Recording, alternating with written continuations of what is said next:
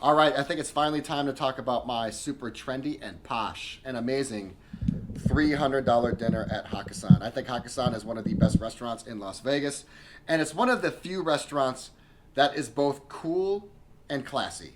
You can have cool and modern on one end, and you can have classy and elegant on another, but very rarely do those two concepts, cool and classy, coexist.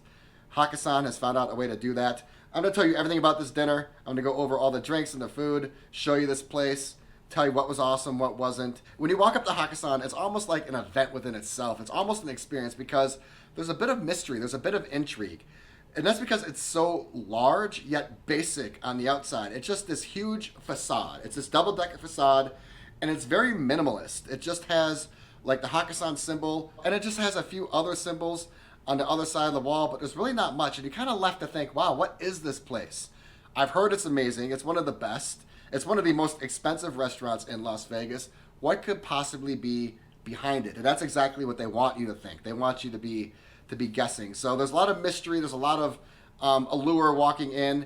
And after that door opens, it's just a single door that walks into this amazing venue. After the door opens, you are met with this small yet gorgeous, this stunning walkway of flowers. And it's very much like Catch, although I do prefer the Hakkasan walkway more because it's more personal, it's more intimate. The one at Catch is so wide, people just hang out in there. And because it's so wide, it really doesn't offer like any experience to me. The one at Hakkasan is tiny, it's narrow, it's more of like an intimate hallway. And therefore, like, it's more personal and has more of like a profound meaning. So you get in there, and when I say cool and classy, I mean cool and classy. Hakkasan takes Tao to the next level. Now, you got to give respect to Tao. Tao is the pioneer in this concept. But Hakkasan takes Tao, everything about Tao, to the next level. From the experience to the ambiance to the service to the menu to the food. Everything at Tao is elevated at Hakkasan. So if you are looking to take that Tao experience to the next level, you definitely got to get over to Hakkasan. The Hakkasan dining room, it's unique. It's custom. I mean, not even all the chandeliers match. Some are red, some are white. There is a main dining area. There is an elevated upstairs dining area. There are private dining rooms. And of course, you have the bar and lounge area, which I think is the most beautiful part of the restaurant. There's actually high top seating if you kind of want to have a more casual dinner in the bar area. So there's a lot going on. The place is stunning. It's dark. I like the blues. I think the blues are very soothing. Like I said, it is the epitome of both cool and classy. All right, let's get this meal started. Drink number one. I started with the most expensive drink, their signature drink, the Buddha's Palm. For $22, I thought it was a bargain. Typically, waters at Hakkasan are like $15. So you're going to get their signature drink for $22. I was amazed that this was their most expensive drink, and it was absolutely their most delicious. This is a whiskey drink with falernum. It has some marmalade in it, some balsamic, some mint. There was a lot going on. It is a bit on the sweeter side, but if you're coming here, this is absolutely the drink to get if you're only going to order one. All right, so it's time to order my first app, and I had a major first world problem. I could not decide if I wanted to order the shrimp cocktail or the lobster cocktail. I wanted to order the lobster cocktail, and I asked the bartender what he thought. He said, not only is it the more beautiful dish, it is the bigger dish and the better dish. And I said, sold. And let me tell you, this was the best dish of the night. If I went back, I'd order at least two of these. This is the best dish. Now, it's a little expensive at $36 for an appetizer, but it was well worth it. Sometimes I order the shrimp cocktails, and I have so much buyer's remorse as soon as the plate comes out because it's so small. This was gorgeous, first of all, and it tasted even better than it looked. Huge, hearty, succulent, juicy, scrumptious chunks of lobster. The cocktail sauce had a little bit of chili and ginger in it, which gave it a bit of a kick. Like I said, the Buddha's Palm and the lobster cocktail are the two things to get if you're walking into Hakkasan, and that's how I started my meal. All right, drink number two is the Three Treasures. I actually think I got this drink by mistake. I ordered the one above it, the Hakka.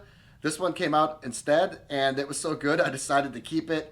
It's a tequila drink. There's guava in there. You can see the Thai basil, a little bit of lime. Not as good as the Buddha's Palm, but definitely a really good drink.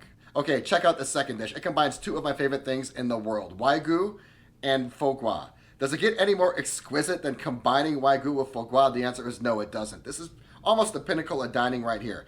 This dish was supposed to be my everything. After eating this dish, I would be content for the rest of my life. But in actuality, this dish was actually a letdown. It might have been my least favorite dish of the night. The problem is that the Wagyu was over seasoned with the Szechuan chili sauce, and the foie gras came out seared. I actually like my foie gras to be more like the terrine style, the block style. On paper, this dish looks to be one of the best dishes in the world, but I gotta say, if you're coming here, I'd stay away. So as you would expect, Hakkasan has a full dim sum menu. I love me some dim sum. There were a lot of choices on this menu. I asked for the most popular dish, the best dish, and the most beautiful dish, and all three answers were the same. It was the Shanghai dumpling, which is a chicken dish. It had like a little crackable type of wafer or something on top, and I gotta say, it was pretty delicious. If you're coming here, you're not gonna be disappointed by that Shanghai dumpling. All right, now things are really heating up. We have some theatrics coming. We hit the pyro stuff. This is the third drink of the night. This is the Han Dynasty. I love the name. This is basically just a smoked bourbon drink. There's a little bit of plum wine in there and some grapefruit bitters, but really, you're ordering this drink for the theatrics and for the show. I love me a proper smoked whiskey drink. I order these as much as possible, and they always do it differently. So there are 3 or 4 different methods of smoking these. This one was the lid method, where they place a lid on top and they put some chips on that. They light it on fire, and then the smoke kind of sucks down and billows down into the drink. You let it sit in the drink as long as you want. A rule of thumb is between 30 and 90 seconds. 60 seconds is about average, but the bartender will definitely coach you up. As you can see, when they remove that lid, the smoke just kind of stews and stays in that drink for a while, making for a really cool experience. So this was the most expensive dish of the night at $38. It unfortunately was not the best, but it was pretty good. This is the sweet and sour pork. And it's not just any pork, it is Iberico pork, which is the pinnacle of pork. It's the best of the best. This dish has pineapple, peppers, onions, pomegranate. For $38, I thought it was appropriately priced.